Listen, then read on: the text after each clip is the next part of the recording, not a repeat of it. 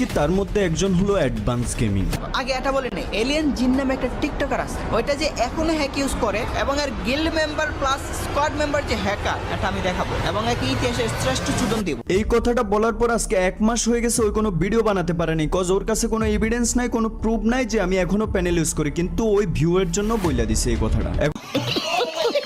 শুভাশাইদের চ্যানেলে দুইটা স্টাইল, আর মাত্র একটা স্টেক বললে চ্যালেঞ্জ নাই। এন্ড আমার বায়োর দিকে তাকাইলে একটা চমক দেখতে পাবা। শুভাশাইদ খুব তাড়াতাড়ি রোস্টিং থেকে ব্লগে শিফট করবে, তাই আমাকে হারাতে না চাইলে সেকেন্ড চ্যালেঞ্জ সাবস্ক্রাইব করতে হবে। কমেন্ট বক্সের লিংকে ক্লিক করো এন্ড তোমাদের ভাইকে সাপোর্ট করো। মাত্র 50টা সাবস্ক্রাইবারের টার্গেট রাখলাম, এখন বাকিটা আমার কলিজার ভাই ব্রাদার গুলোর উপর। তবে কোনো প্রতিবাদী রোস্টারের প্রতি আঙ্গুল তোলা হলে, আই মিন লজিক ছাড়াই প্রমাণ ছাড়াই আঙ্গুল তোলা হলে, কোনো টিকটকার সাপ্লি প্যানেল নিয়ে ধরা খাওয়া, যদি কোনো রোস্টিং কমিউনিটির ভালো রোস্টারকে খোসা দেয়, রোস্টারের একটা রিপ্লের জন্য প্যানেল ইউজার বারবার খোসায়, টিকটকের প্যানেল ইউজার সাপ্লি থেকে রোস্টার হতে চায়, শুভাশাইদকে একের পর এক স্ট্যাক মেরে কমিউনিটি থেকে বের করতে চায়, ব্ল্যাক সাকিবকে খোসা দিয়ে কন্ট্রোভার্সি করতে চায়। এরকম চলতে থাকলে যতই সে ব্যাকআপ চ্যানেল খোলো, কিছু টিকটকার সাপ্লি প্যানেল ইউজারকে সারা জীবনের জন্য ইউটিউব থেকে মুছে ফেলা হবে।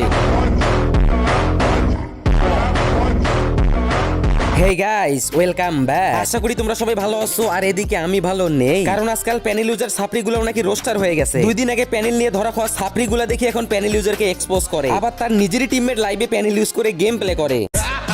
বাংলা ভাষায় কথাগুলো বলতেছি, মনোযোগ দিয়ে শোন। তুই 2 দিন আগেই প্যানেল নিয়ে ধরা খাইছস, এখন নিজেই প্যানেল সেলারকে এক্সপোজ করতাছস, কিন্তু এদিকে তোর নিজেরই টিমমেট প্যানেল ইউজ করে গেম প্লে করে লাইভ স্ট্রিম করে। তার থেকেও বড় কথা, তুই যার কাছ থেকে প্যানেল ইউজ করে ধরা খাইছিলি তার এক্সপোজ দিছস। তুই নিজেই যার থেকে প্যানেল কিনে ধরা খাইছস তারে তো এক্সপোজ করলি না। আগে নিজে ঠিক হবে এটা, তারপর না হয় ভুলভাল ভিডিও বানায় অডিয়েন্সের কাছে সিম্পাথি নিতে আসিস। প্যানেল ইউজারের বিষয়টা এমন হইল না যে মায়ের থেকে মাসির দরদ বেশি।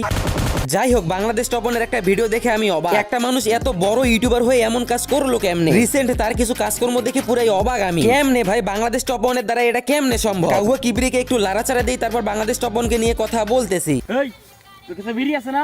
হ্যাঁ ভাই আছে। দে বিড়ি দে।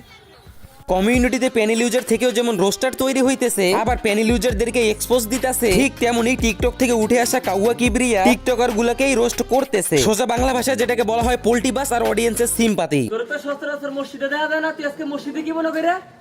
এই মসজিদে মিলাদ আছে, তাড়াতাড়ি এই তো আসল কাহিনী বের হইছে। এক সময়ের নুনু কাপানো টিকটকার গুলো এখন প্রতিবাদী রোস্টার, টিকটকে ভাত না পাওয়া সাপড়ি গুলা বাস বড় বড় রোস্টার, নিজেই টিকটকে গিয়ে আবলাবি সাবলামি করে, আবার ইউটিউবে এসে টিকটকারদের রোস্ট করে। এসব পোল্টিবাস গুলোকে আমি বাংলা ভাষায় বলি খাঙ্কির পোলা। হ্যালো বন্ধুরা, আপনি এই কোম্পানির নাম জানেন? এটি বিশ্বস্ত নাম্বার 1 সাইট অনেক। আপনি যদি ক্রিকেট বা ফুটবলে বাজি ধরতে চান, তাহলে আইডিয়া করুন কোন দল আপনার বেশি রান করতে পারে এবং কোন দল প্রচুর গোল করবে, তার উপর অনুমান করে নিজের জ্ঞান ব্যবহার করে উপার্জন করতে পারবেন এবং টাকা বিকাশ অথবা নগদে উইথড্র করতে পারবেন। আমার প্রোমো কোড ইউজ করলে 200% ডিপোজিট বোনাস পাবেন। ওয়ার্ল্ড কাপ এবং টি20তে শতভাগ ক্যাশব্যাক পাবেন। আমার সাবস্ক্রাইবাররা 26,000 টাকা পর্যন্ত বোনাস পেতে পারে। রেজিস্ট্রেশনের সময় আমার প্রোমো কোড লিখতে ভুলবেন না। এখানে ওয়ার্ল্ড কাপ এবং সব দেশের খেলা লাইভে দেখতে পারেন এবং নিজের জ্ঞান কাজে লাগিয়ে টাকা উপার্জন করতে পারেন। Check comment box, website link. ওই মেয়ে ওই, আপনার হেলমেট কই? আপনি যে বাড়ি হেলমেট ছাড়া গাড়ি চালান, এটাকে আমি একবার কবের যাই। আমি যে বাড়ি হেলমেট ছাড়া গাড়ি চালাই, এটা তুই কেমনে জানলি? আপনার বাড়ি যে 8-10টা পোলাপান আছে, এটাকে আমি জানি না। খারাপ হয়ে যায়গা। হায় রে টিকটকার নামের কাউয়া কিবরিয়া, সেই দিন যদি তোর বাপ মা হেলমেট ইউজ করতো তাহলে তোকে আজ দেখতে হতো না। হালাই রোস্টার হইলো কেমনে? এর ভিতরে তো পাক্কা কমন সেন্সের অভাব। বাইকের হেলমেট থেকে ওইটার হেলমেটে চলে গেছে সালা সাপরি, এক হেলমেট থেকে আরেক হেলমেটে চলে গেছে। টিকটকার সাপরি থেকে রোস্টার হয়ে গেছে কাউয়া কিবরিয়া। ভাই হিসাব মিলছে কি মিলে নাই একটু কমেন্ট বক্সে জানাইয়েন। যে ছবিটা তুই লাগাইছে